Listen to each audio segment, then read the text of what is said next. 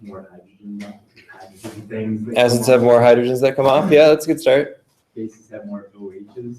Bases have OHs. All right, that's pretty much it. Let's go home. I don't think we need anything more than that, do you? Do you know any, what? Do you know any acids? Maybe have a favorite acid or base? Hydrochloric acid. Hydrochloric acid, what do you like about that one? Isn't that like one of the stronger ones? Yeah, it's a strong one. Any other favorites? Does anybody like sour candy? Should brought some sour candy and talk about acids. Sour candy, yeah. What is that acid called? Good question. Most sour acid is citric acid. Comes from citric acid. Sometimes also ascorbic acid, which is vitamin C. You can actually, if you need to, in a pinch, substitute some lemon juice in a recipe, you can use a citric acid solution. So citric acid tastes pretty lemony, but it's a powder, so it's a little easier to work with in candy and stuff. Acid is bad for your teeth. Do you have acid candies? Anybody know about that? Any of the dental people here tonight? Right, so yeah. So don't eat acidic candies or you have really bad teeth. Anybody know why that is? The mechanism? Yeah, it breaks. It allows for the conditions for the enamel to break down. And so below a particular threshold, your teeth can become a lot weaker. And I've got kind of a frightening chart of that I usually share. All right, so let's look at what chemically an acid base or an acid does and why that's important. So we might look at an equation like this.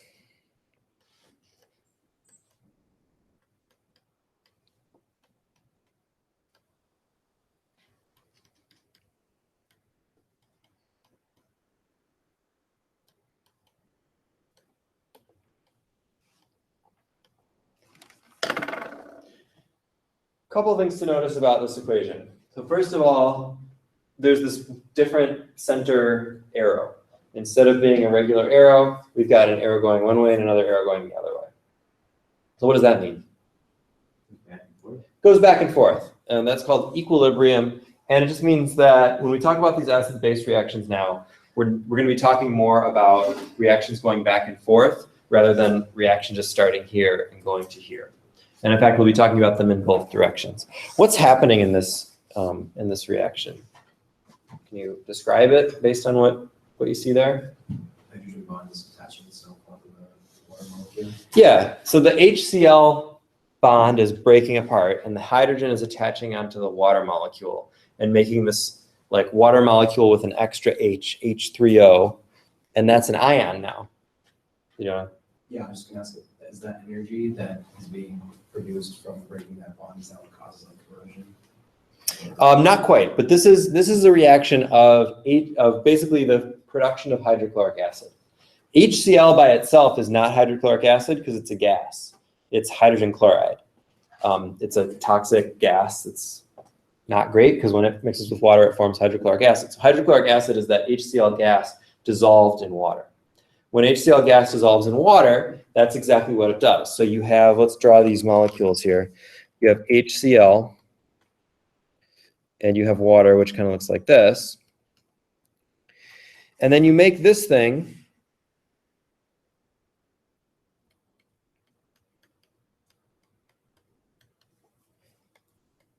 And that. And this is the new one. And this is called a hydronium ion.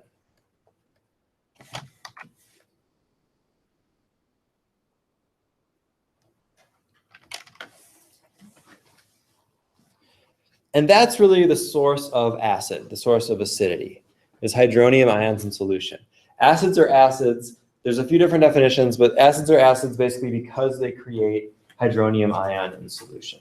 So when you dissolve something that's an acid in solution, you make that thing. Another way that we can describe this is, as Jaden said, that the HCl is giving its hydrogen up to the water. So it's splitting off the HCl and attaching to the water. And so that leaves us with our most useful definition for this class, which is that an acid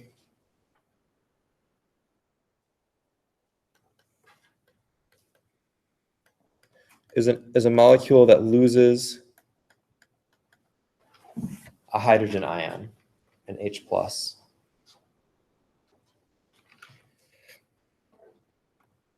And then a base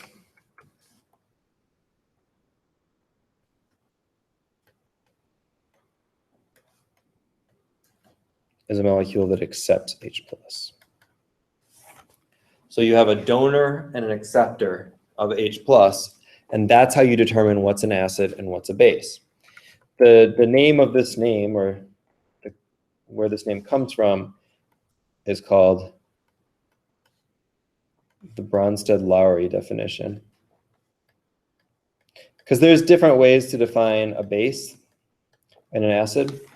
And if you go on and take more chemistry, you'll learn some of those other ways. But this is the most useful, at least for our purposes, especially when we get into organic molecules in the next chapter, or in a couple chapters. That's what we're going to kind of keep coming back to. So acids lose H and bases accept H. One important thing about how we wrote that is, notice I didn't say molecules that can lose H or molecules that can accept H. Because acid and base is not a label that you can apply intrinsically to a molecule. You can't look at a thing and say, that's an acid, or another thing and say that that's a base. There are words that describe roles that molecules play in a reaction. So a molecule that loses H in a reaction is known as an acid, but it could go and gain H in a different reaction, and then it's a base. So we can't classify molecules into acids and bases just based on that. Now, there are some molecules that tend to do one more than the other, and we might call them acids or bases, but we'll get into that a little bit. But it's important to note that this is about roles in a reaction. You can't tell if something's an acid or a base until you see how it reacts in a chemical reaction, an acid-base reaction. So in this example right here, we know that HCl is acting as the acid. It's giving up its H plus. What's acting as the base? The water. So the water is accepting that H plus. And that's kind of the story of the left to right reaction. HCl gives up the H plus, water gains it. Notice I'm saying H plus, not just H. And that's a common mistake here, that it's easy to just think about the H jumping over, but it takes the positive charge with it. So the thing that it leaves behind becomes negative, and the thing that it attaches onto becomes more positive. So the water went from neutral to +1. The chloride went from 0 to -1. That's not oxidation and reduction.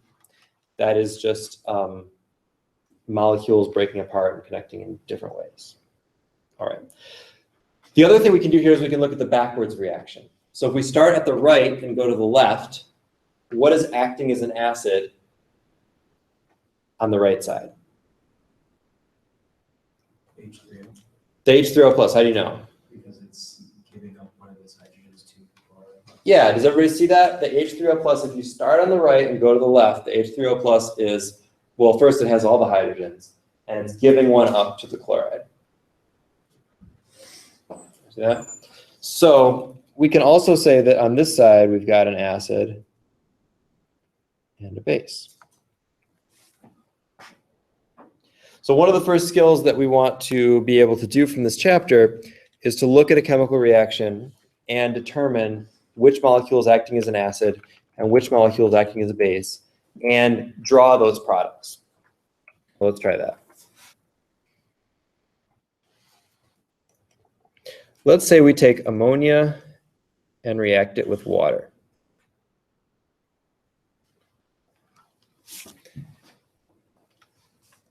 I'm going to draw the products of this one.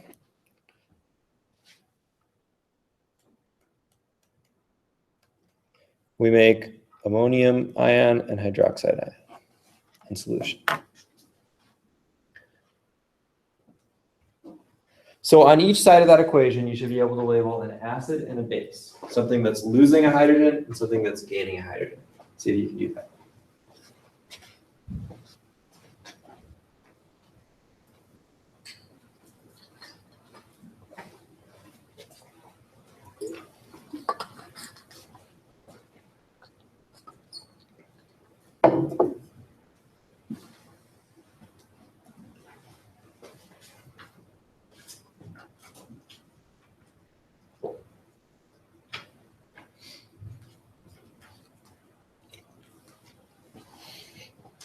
Everybody find an acid and a base?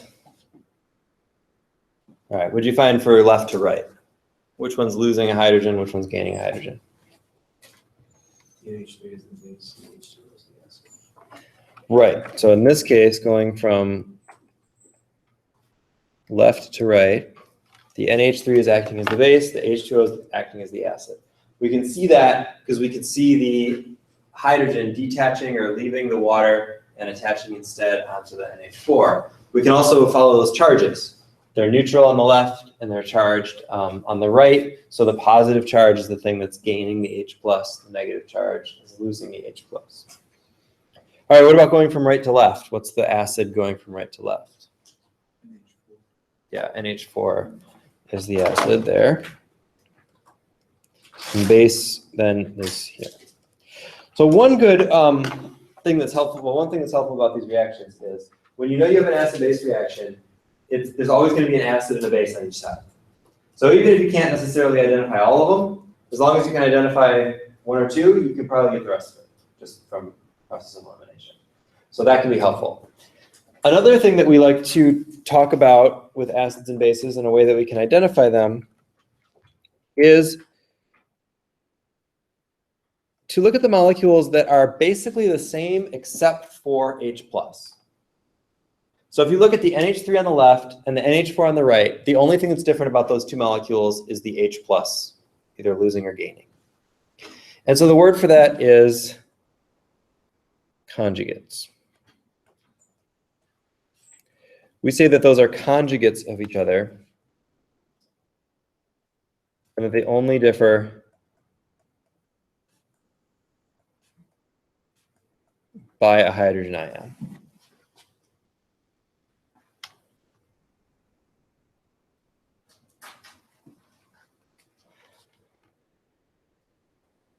The NH3 is the conjugate base. The NH4 plus is the conjugate acid. The other conjugates in this reaction then are the water and the hydroxide. Only differ by H plus.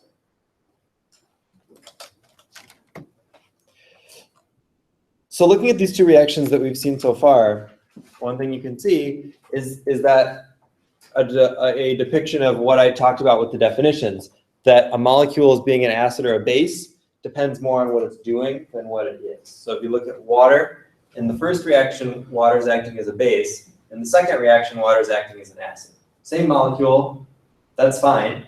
But that kind of emphasizes that definition that it has to do with what's happening in the reaction, not the molecule by itself. There are also examples where you can take ammonia, and ammonia can act as a base with a much stronger base. Can act as an acid and lose a hydrogen because it has hydrogen. And we'll see some of that. Okay, so one thing we can do then, based on this then, is determine conjugate acids and bases. And this is helpful in a lot of different ways, but in predicting reactions and things like that. So let's say, oops.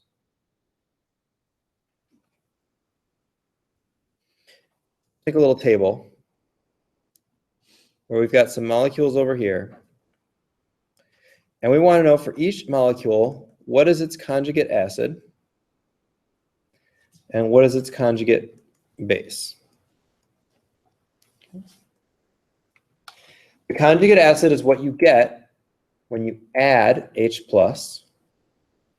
So like NH3, its conjugate acid is NH4 plus.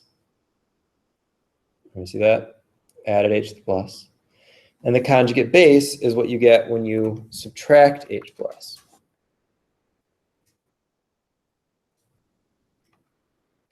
So like water's conjugate base is hydroxide. You've taken away an H plus. So let's look at a couple of those. Let's take water, for instance. To get the conjugate acid of water, we take water and we add H plus. So that means we have to add an H, and we also have to add a +1 charge.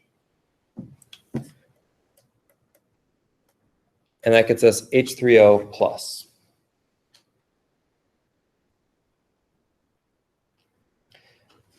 So then what's the conjugate base of water?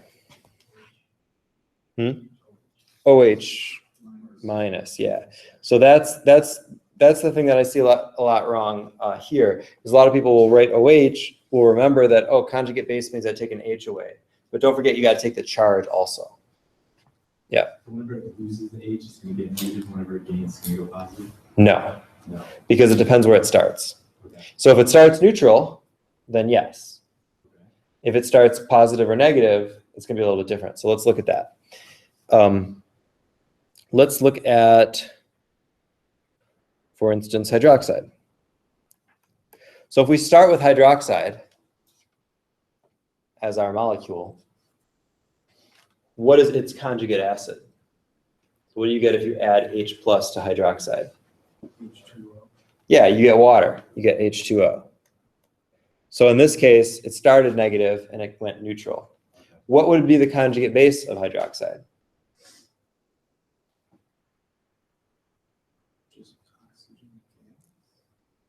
Not quite. I mean, what happens if you have OH minus and you lose H plus from that? What do you get? It's just O because you've lost the H, but what's the charge now? -2, right? So it's an oxide ion. You've lost the H, but you've also lost that plus, that positive charge. Okay. Even though the hydrogen is negative, it still acts on the negative. Yeah. charge to the oxygen. Yeah. So you just keep adding them on. Yeah. So what is O2 negative though? Oxide. Oxide? Yeah.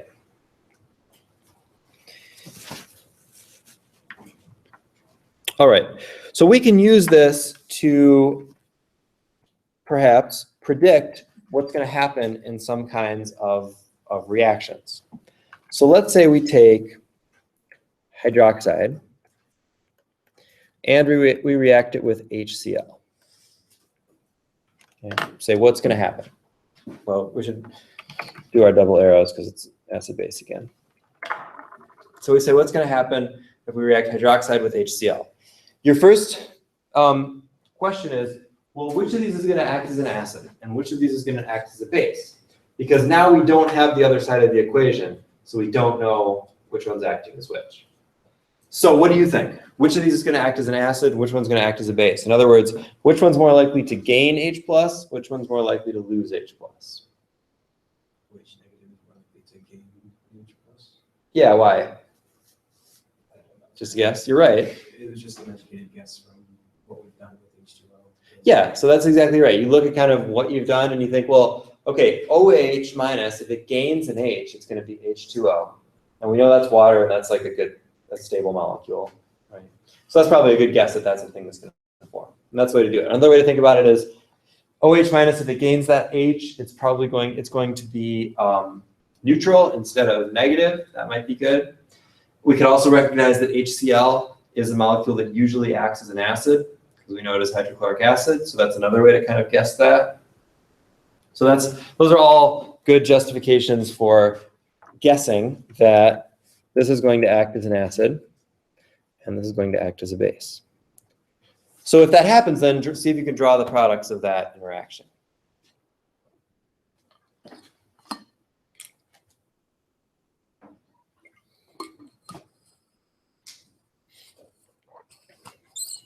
Is there any specific rule, or do you just kind of take the different laws of molecules and like that? I mean, it just depends on the reactions, but I won't give you some crazy thing and say, figure this out. So it'll be things like this that we've seen before and that we can make a reasonable guess as to what's going to happen.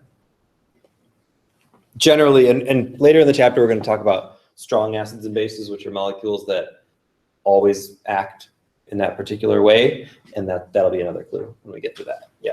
If it's negative, is it most likely going to be a base always?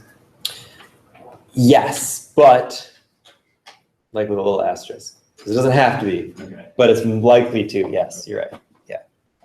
All right, so what do you get for the products if that reaction happens like that? Negative chloride, Cl negative. Right, H2O and chloride. And so by using that idea of conjugate acids and bases, we can kind of predict what's going to happen in the reaction by saying, okay, this thing's going to turn into its conjugate base, or this thing's going to turn into its conjugate acid. All right. Last thing on this particular topic, when you actually go to do a reaction in a lab, you can't just get a jar of hydroxide ions. Why not? Why doesn't that exist? Not quite. It's not gas. It's because of the charge. You can't have a negative ion all by itself. So it has to also be with a positive ion. So what this reaction might more likely look like is NaOH. And then your products are going to be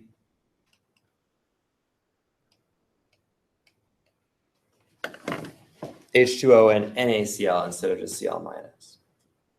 So this is like the example in the lab. When we include the counter ions, acid-base reactions start to look just like double replacement reactions. So the Na goes with the Cl and the H goes with the OH. The main difference is just the formation of water. So when we form water in a reaction like this, when we take acids and bases, we mix them together and we form water. There's a special name for this type of a reaction, which is a neutralization.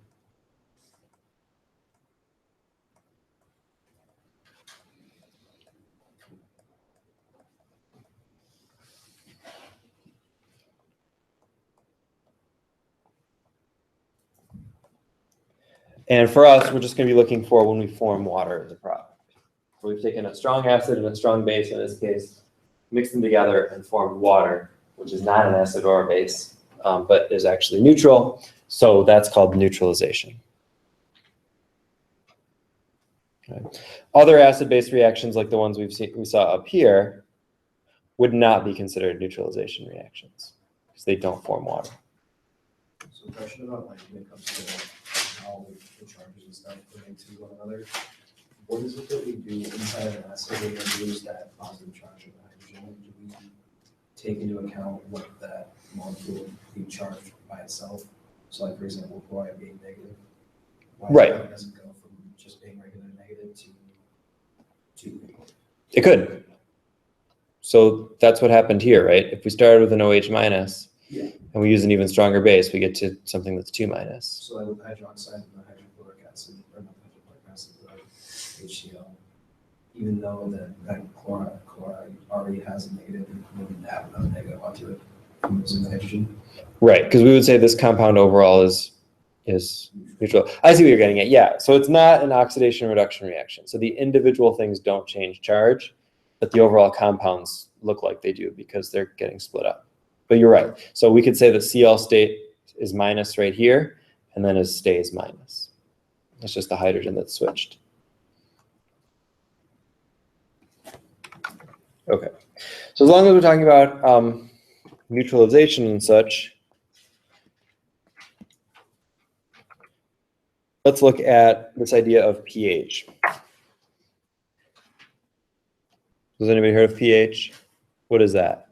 Like, I know that anything 7 is neutral, anything below 7 is acidic, anything above 7 is basic. Yep, that's true. So where do anybody know where those numbers come from? No? It's like, isn't it like a logarithmic thing? Yeah, it's a logarithmic thing. Let's look at where it comes from. So in pure water,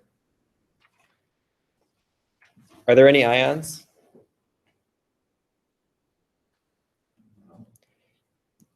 Yes. So we generally say no, but there's a tiny amount of ions. So this is what happens. Water can do an acid-base reaction with itself. What happens if water reacts with itself in an acid-base reaction? What do you get? H3O plus HO, or Yeah. So an acid-base reaction means we transfer H plus from one molecule to the other. Since they're both water, it doesn't matter which one is which. But if an H plus transfers from one molecule to the other, that means that we're going to get H3O plus as a product. And then what's left over, where it came from, is going to give us OH minus. So a little bit of hydronium, a little bit of hydroxide. In pure water, the concentration of each of these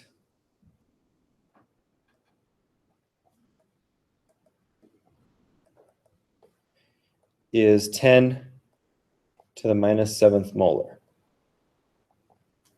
So that's a very, very small concentration. That is 0.00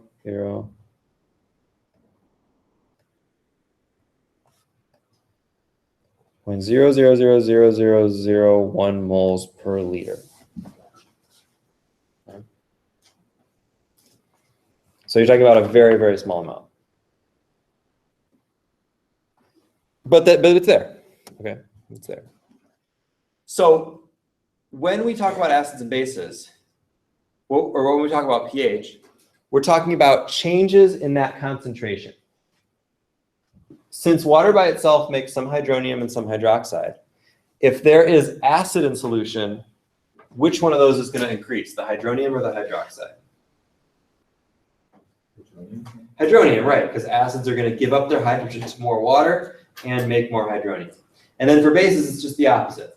Bases are going to take hydronium away from the H3O plus and generate more OH minus. Or they're going to take it away from the H2O also and generate more OH minus. So acids generate more H3O plus in solution and less OH minus, and bases do just the opposite. So by measuring those quantities, we can get a good sense of whether the solution is going to be acidic or whether it's going to be basic. And that's what pH is. So pH for a calculation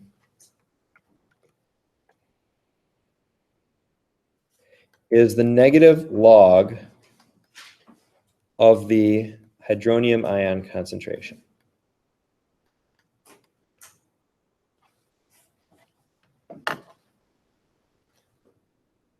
That's the calculation that you do. So who remembers logs? Everybody excited about getting back into this stuff? What does a log tell you? Do you remember? By like a factor of 10. Or like Something like that, yeah. I don't really know the details. Yeah, it's a good start. It's okay. It's not the kind of thing that you use every day, unless you're a lumberjack. Did you get it? That's a good joke. Sorry, those just like come out when you have kids, you become a dad. It's like hormonal or something. Right?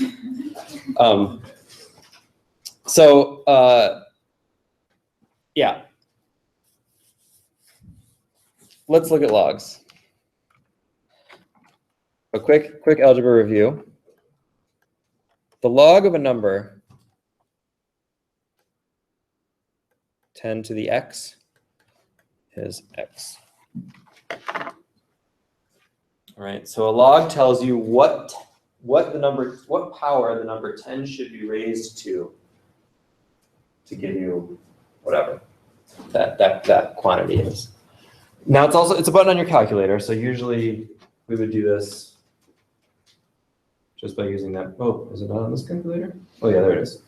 So it's the little one that says log there. And so we can check this. If I go 10 to the negative 7, sorry, log of 10 to the negative 7. You can try it too if you've got a calculator there. I get negative 7. Okay. So if we have a nice 10 to the power number, logs are easy. We don't even need a calculator. We just take the little number on top. And the reason that we use these for pH is because these numbers are so small and kind of annoying. Everything's in the 10 to the minus whatever range when we're talking about pH. So instead of always saying times 10 to the minus whatever, times 10 to the minus, times 10 to the minus 3, times 10 to the minus 4, times 10 to the minus 5, we just say whatever that number is, and that becomes the pH. So the pH, when the concentration is 10 to the minus 7, would be the negative log of 10 to the minus 7. Okay. 10 to the minus 7, or log of 10 to the minus 7 is just minus 7. So you just look for that exponent. So this tells us negative 7, and that's 7.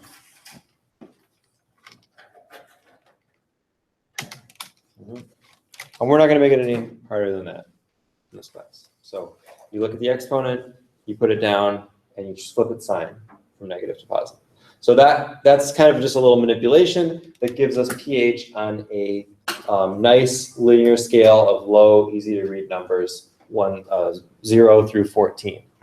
Now, does that mean you can't have a pH below 0 or above 14? Well, it kind of depends on your solvent, because remember that the concentration is based on H3O plus and OH minus. So if you've made all your water into H3O plus, that means that there's no more left to be OH minus. So there's an upper limit on what that concentration can be. And same thing with OH minus. And that's why the pH scale tends to stay between 0 and 14. The other effect of this little manipulation with these logs is that our scale ends up being flipped.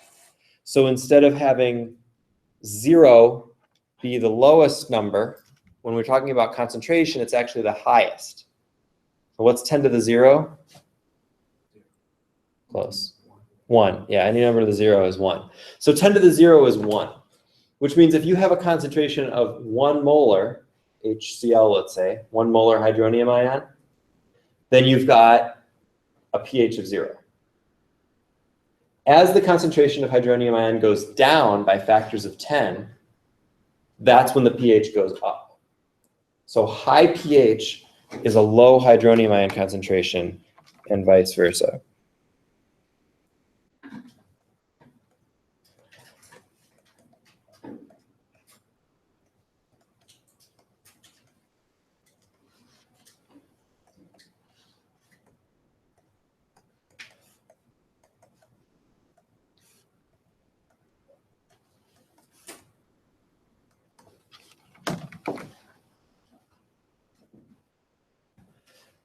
So that's an easy place to get confused.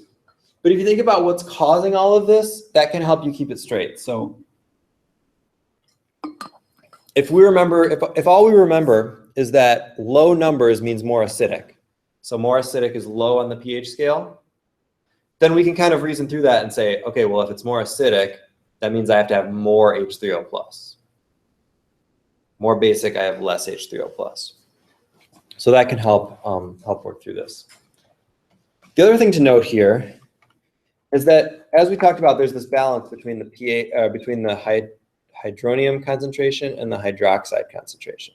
So when the H3O plus goes up, the OH goes down, and the other way as well. So that means that we can have this constant number where the pH and the pOH is always 14.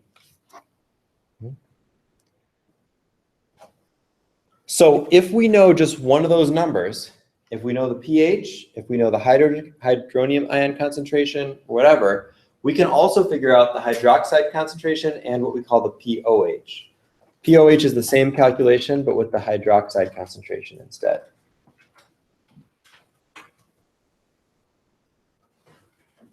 So pOH is the negative log of the hydroxide ion concentration.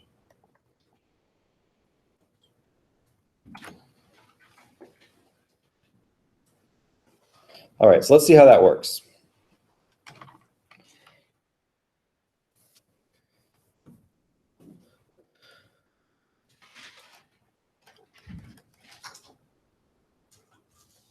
So a solution has a hydronium ion concentration, which is usually depicted by these brackets. Those brackets mean concentration.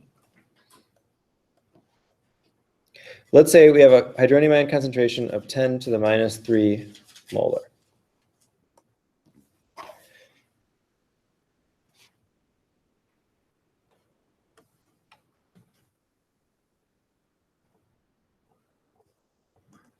So calculate the pH, the pOH, the hydroxide ion concentration, and is the solution acidic, basic, or neutral? All right, let's try that.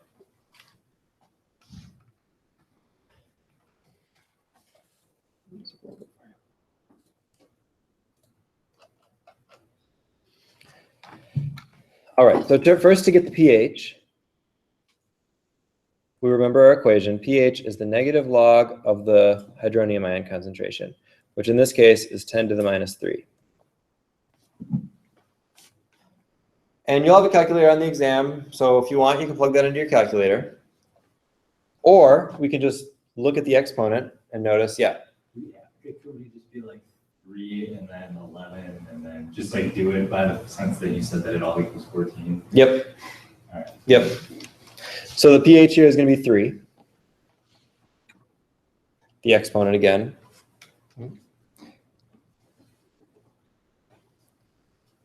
The pOH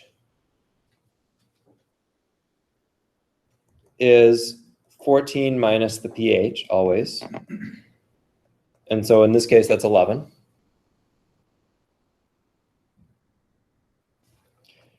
So then the hydroxide ion concentration is the opposite of the pOH. So how do you undo a P something, like a pH or a pOH?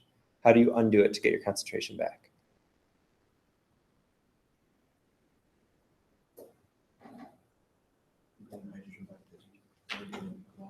Oh, I didn't mean physically. I mean like mathematically. Like how do we calculate that? If we know the pOH is 11, what's the hydroxide ion concentration?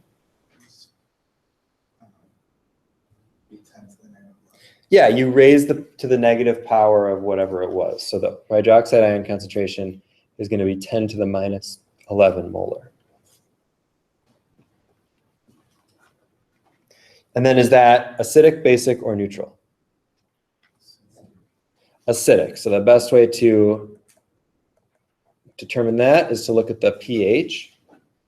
And we remember the scale, that 7 is right in the middle. Below 7 is acidic. Above 7 is basic. And so this is below 7. So that makes this acidic. Okay, that's pretty much how it goes. All right. So let's let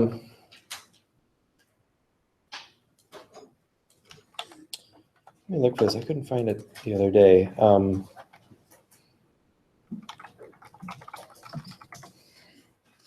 can look up. I think it's here. Yeah. There's a report on the effects of sour candies. Oh, that's not it.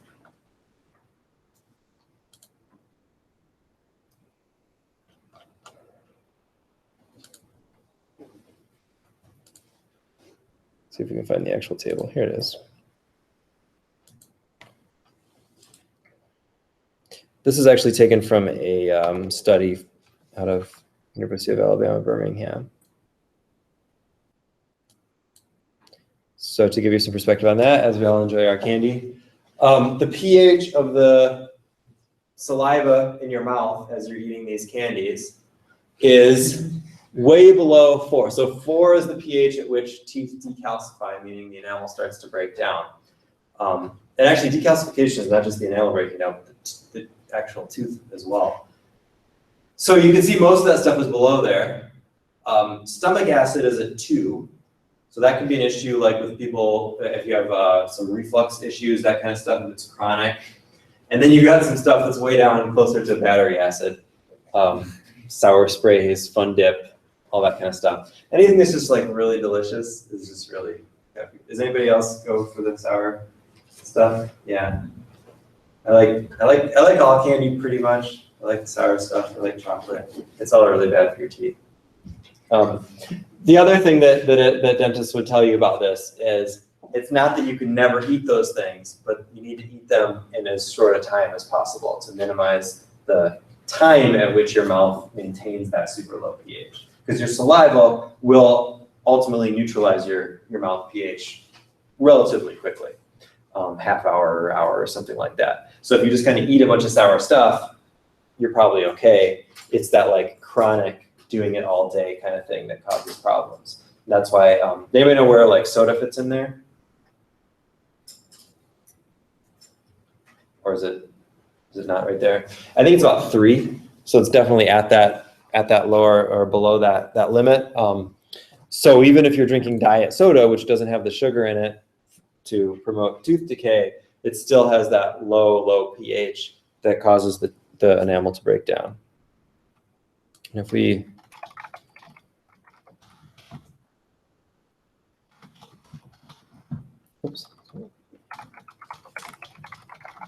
grab the book here, they have some nice pictures of that. What do you have it out there? Yeah. So if your saliva neutralizes it, does that mean your saliva's like has a buffer in it or whatever? Yeah, we'll talk about buffers in a bit. Yeah. Oh, that's right. This thing doesn't work anymore. Yeah.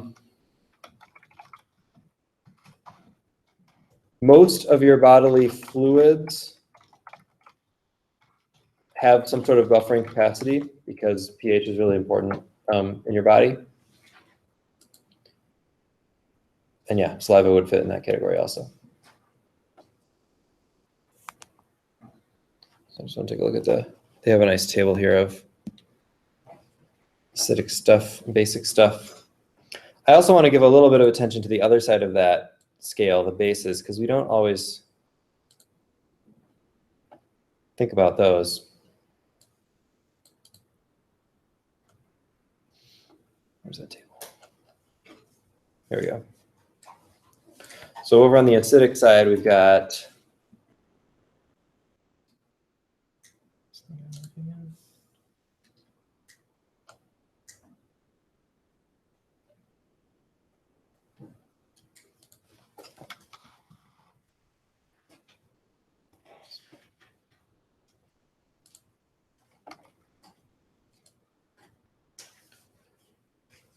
so we'll go acidic to neutral first.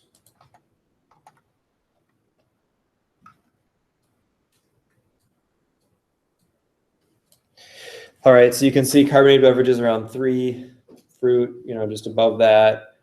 Coffee depends a lot on the coffee, so that's actually, I would say that I would actually push that a little bit lower in pH because some coffee can be a lot more acidic. Milk is buffered right around neutral. Of course, pure water we talked about is 7, but drinking water is a little bit more than that. Heavy ions like calcium and magnesium increase the pH slightly, so they'll make it a little bit more basic.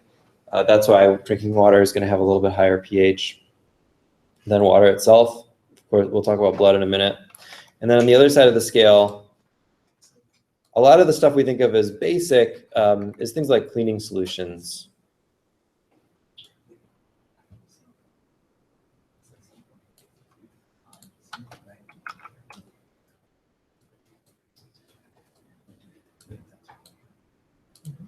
So your bile is a little bit basic, detergents basic, seawater is actually quite basic. A lot of people think it's right in the middle neutral, but because of all the ions in there, it gets a bit basic.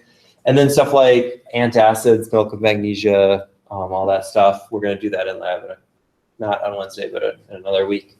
Ammonia is a cleaner, bleach is a cleaner, sodium hydroxide solution, a 1 molar solution, which is also known as lye. Anybody ever clean anything with that? Lye is used for like cleaning car parts, like stuff like metal that really has a lot of nasty stuff on it. Also drain cleaner, because it can eat through hair and whatever else is clogging the drain. That's why it's important. Well, that's part of the reason why it's important not to mix drain cleaner with other types of household chemicals, like especially bleach, because they can have some really nasty side reactions there. And yeah, that's a pretty good scale of this stuff. What else was I going to say about acids and bases? So acids tend to taste good, and that's why we've got a lot of food examples here. Bases tend not to. If you want to try that, don't drink bleach.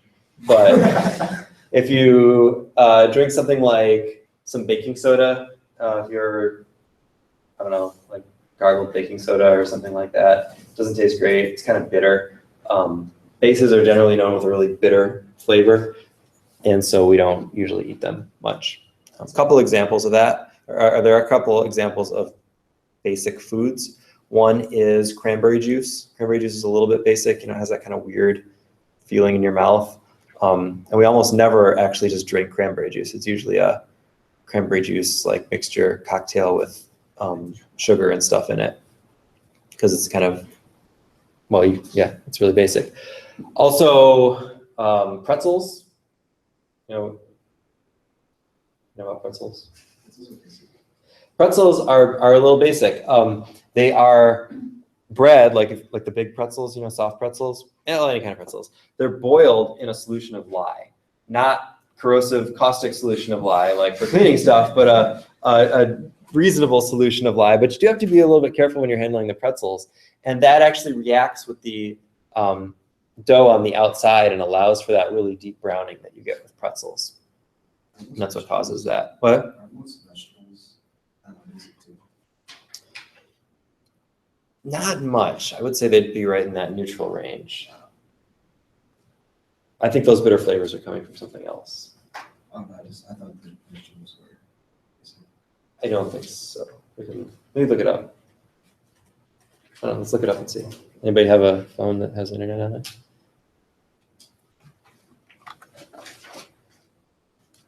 You're just gonna get results about how vegetables aren't cool because they're basic.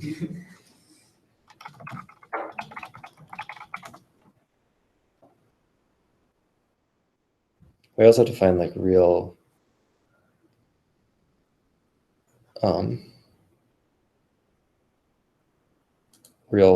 citations, like from actual places.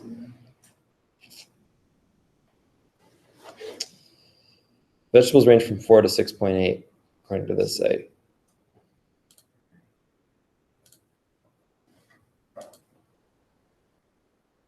FDA supposedly has a page, but it didn't link from there.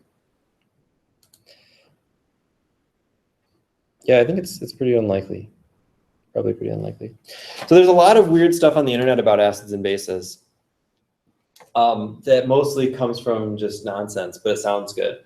Like there's a lot of this idea of what you eat is going to affect the pH of your body. And so you need to make sure not to eat acidic foods because that will mess with your pH of your blood, or not to eat basic foods because it'll mess up the pH of your blood. None of that is true. Your blood, we're going to talk about how your blood regulates its own pH. And if your blood pH went even a little bit out of whack, you'd be in really big trouble. So it's good that our bodies take care of that. What we eat doesn't affect the pH of inside our bodies. The exception to that is that if you, depending on your intake of metals, you can affect the pH of your urine, depending on how those metals pass through the kidneys. So that can, like, if you get a lot of kidney stones or something like that, and you need to adjust your diet, part of that has to do with the metal intake, but it doesn't have to do with the pH of your food. So it doesn't mean you need to change, you need to like test the pH of your food. I've seen people testing the pH of their food. I just want to be like, you don't need to do that.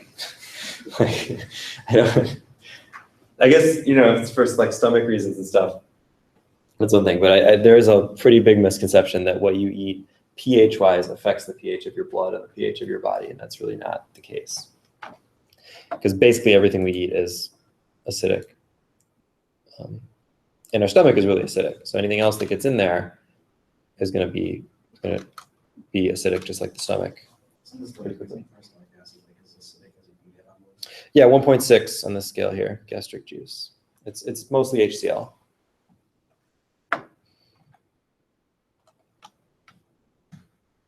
All right, so that's our pH scale. Next week, we're going to do a lab where we look at a bunch of different pHs and kind of how to measure that.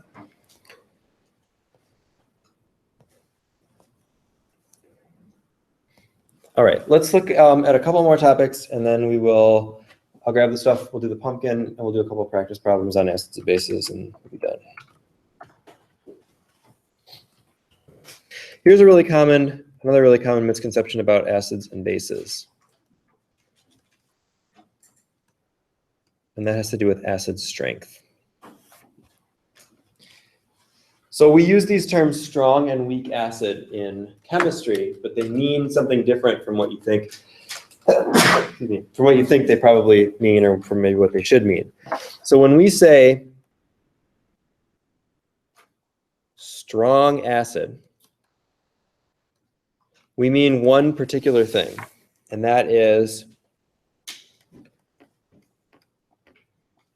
strong electrolyte.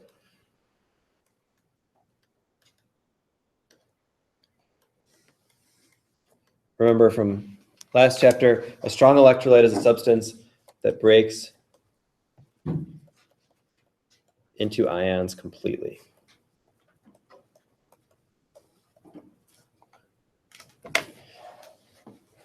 Notice what is not in that definition. There's nothing in there about corrosiveness about ability to react with things, so reactivity, oxidizing ability, any of that kind of stuff. So it's only discussing the electrolytic capacity of the acid. How well does it make ions in solution? So like HCl is an example of a strong acid. When you put 1 mole of HCl in solution, you make 1 mole of hydrogen ion. So it all splits up and makes acids. Remember that very first reaction we looked at? All that HCl does this. So we put a back and forth arrow, but in reality, it's pretty much just a forward arrow.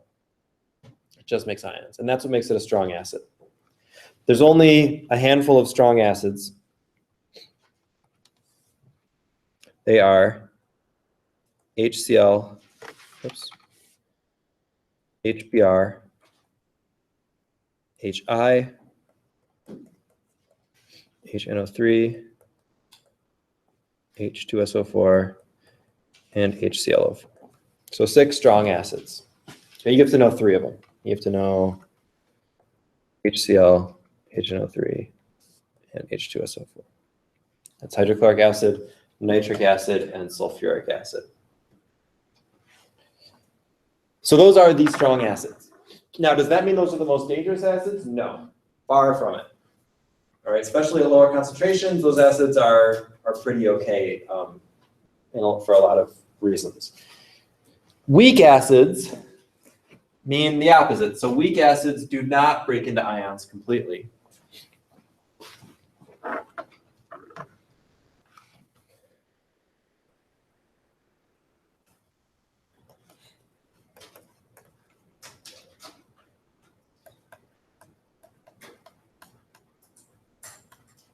So a weak acid is a weak electrolyte, meaning it doesn't completely break into ions.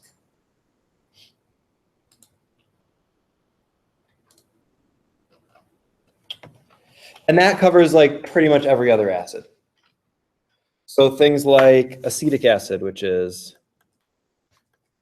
CH3CO2H. What that means is when this goes into water and forms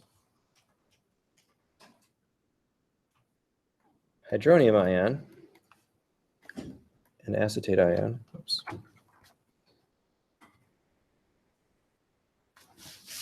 The equilibrium looks something like this. So it's strongly favored in the backwards direction. Most of the acetic acid stays together and doesn't make hydronium ion. A little bit of it does make hydronium ion, and that's why we call it a weak acid. But again, that has nothing to do with the behavior of that acid, like in how it interacts with us. Acetic acid is super dangerous when it's concentrated. The acetic acid vapors can just destroy your lungs. There's nothing weak about it. Other common weak acid, HF, hydrofluoric acid. Hydrofluoric acid is a weak acid. It doesn't break up completely in solution, but it's also one of the most dangerous acids. That's like a cartoon acid, like the kind that eats through floors and walls and stuff. Yeah. So does it have a higher pH or no? It doesn't matter. No, yeah, it's going to be a higher pH, right? Okay. So for the same concentration of HF or HCl, the HCl is going to be the higher concentration or lower pH than the HF because it makes more hydronium ion in solution. But pH isn't necessarily a good indicator of like reactivity or corrosiveness, I guess is my point here. So we tend to think of these terms as strong and weak as like their effect on the body. A strong acid is one that burns you and stuff, and a weak acid is one that doesn't, but that's wrong. So even though an HF solution might have a higher pH because it doesn't make as much in solution, it can actually dissolve your bones. So don't get it on you. In fact, you can't even keep it in glass. You have to keep it in plastic or steel. Is that like from Breaking Bad when they dissolve the body or whatever? Yes, right, and it like breaks through the bathtub. Yeah. Yeah. So there's a little bit of questionable. It doesn't totally dissolve bones like that, but the point of that story, I think, was that so he tells the guy to get a plastic tub, and then he's like, "Well, I'm not gonna get a plastic tub. We've got a bathtub. We'll just dissolve the body in the bathtub." But HF eats through porcelain, eats through ceramic, so it just eats through the bathtub, and it all like crashes everywhere. But if it would have just been like in a cheap plastic tub, it would have been okay because HF doesn't react with plastic. Yeah. And yeah, it just depends on the acid. So like Coke is another example. Another thing talking about Coke. Do you know Coke or Diet Coke is really good at cleaning stuff? Yeah, or Pepsi, yeah, any soda. It'll get like anything off of metal. Old pans or like wheels, car wheels, that kind of thing. And it's not that it's like so crazy acidic, because even though it is acidic, it's not that acidic, but it has this particular acid, phosphoric acid in it, which gives it a good flavor, but also works really well at breaking those bonds onto metal surfaces. So yeah, if you got some old pans and you have some old flat soda, you can like pour it on there and it'll come right off if you add a little heat. Makes you feel kind of bad about drinking a lot of pop too when you see it like taking all this stuff off of like wheels. Yeah. So how does corrosion work then? Well, it's not exactly taking the corrosion off. It's more like the bonded stuff. Because yeah, the corrosion is oxidation reduction. And that I'm not sure exactly what it does with that mechanism. It's more like the cleaning action of just like removing the stuff that's bonded onto it. Oh, I just mean like how, like for hydrofluoric acid, for example, how does that get through? Oh, how does it work? Yeah. Because it's not the acid part, it's the fluorine part. And so even though it's a weak acid, because it has this F stuff, F makes really strong bonds with silicon, which is the main component of rocks and dirt and glass and ceramic and that kind of stuff. So it can make bonds with that and break it apart. It can also bond really strongly with calcium, which is why we use fluoride in our toothpaste. But in the sense of HF, it can actually break up that calcium matrix. Yeah, so good question. All right.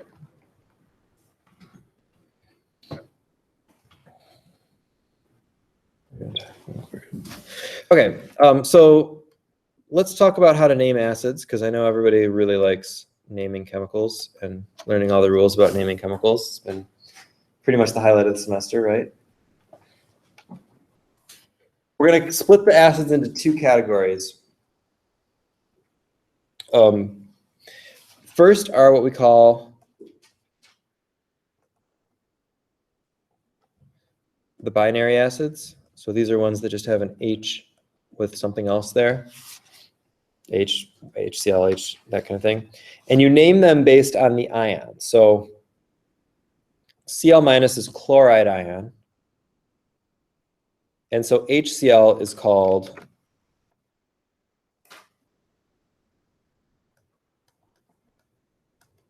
hydrochloric acid. So you add the hydro, and then you add that. Never mind if I take this hat off, it's pretty hot. Sorry, I didn't mean to like ruin the illusion of being taught by a penguin.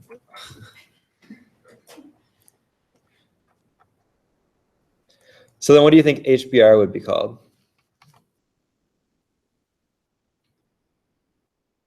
Using that same kind of rule.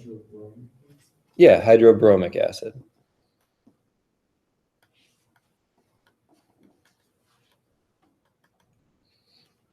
What about HI? I want to give that one a try.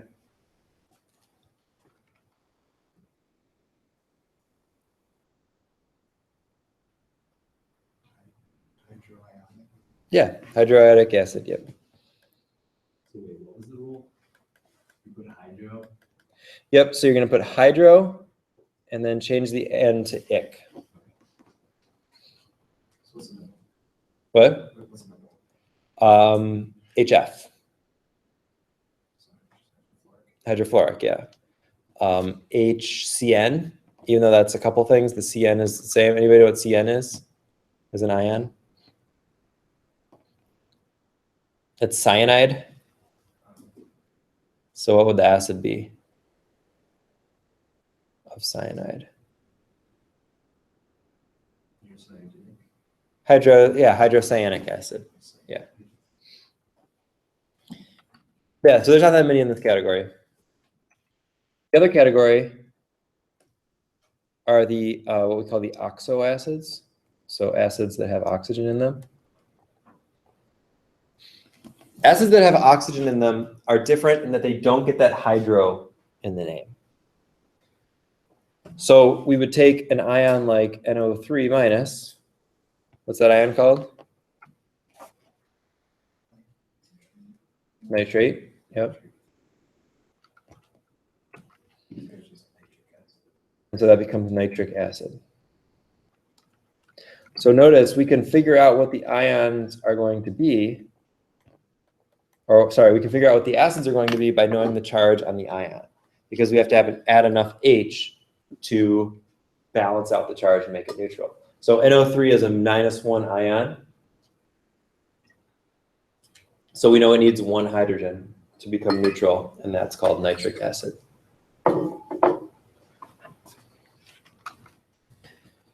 All right. What about SO4? What's this ion called?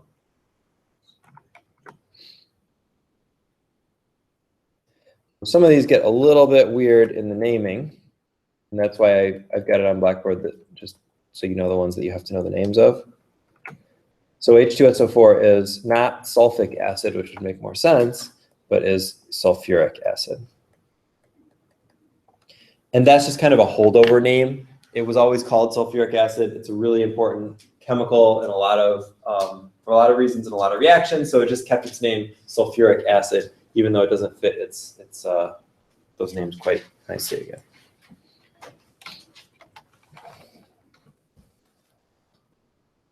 Same thing with this one. This is phosphate ion. What would the formula of the acid be for that one?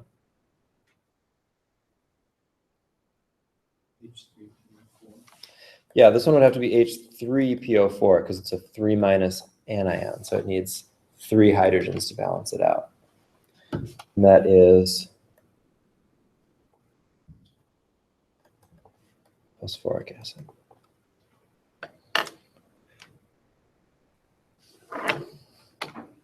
So the list of the ones you have to know the names for are on Blackboard. I won't try to make you name other ones except for fun. All right. So last thing is talking about buffers and blood. Buffers, as we kind of talked about a little bit, are just solutions that are resistant to pH change.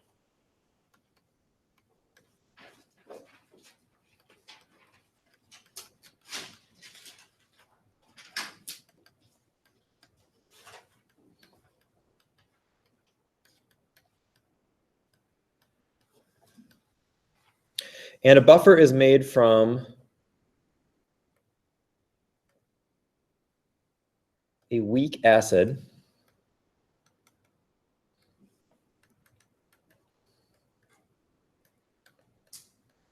and its conjugate base.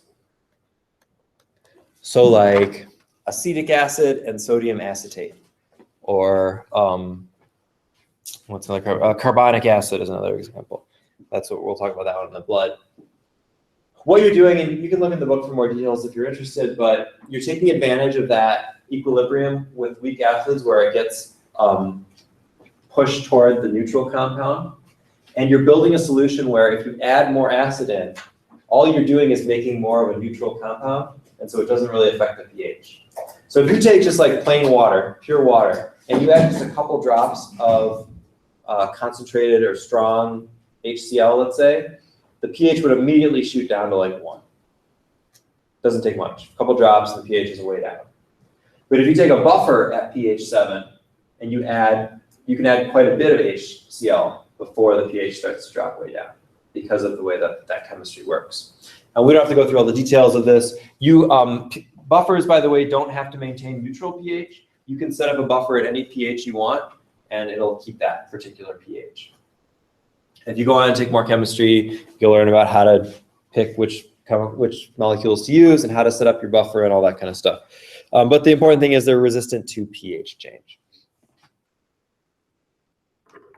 So most of the stuff we use, like when we're neutralizing spills, acidic spills in the lab, that kind of thing, what we're really doing is we're adding something with buffering capacity. So if I spilled a bunch of acid, I wouldn't want to clean it up by adding base to it because I could overshoot it and then suddenly I have a big bunch of base, which is also corrosive and dangerous. So instead I use something buffering like baking soda that can just kind of maintain that pH right in the middle, right at something neutral. And that's the way most like antacids work and stuff like that. They're not bases that you're eating. They are materials that kind of add some buffering capacity to your stomach to get rid of some of that strong acid. All right, so probably the most important buffer for us is blood. So pH of blood, know this range, 7.35 to 7.45.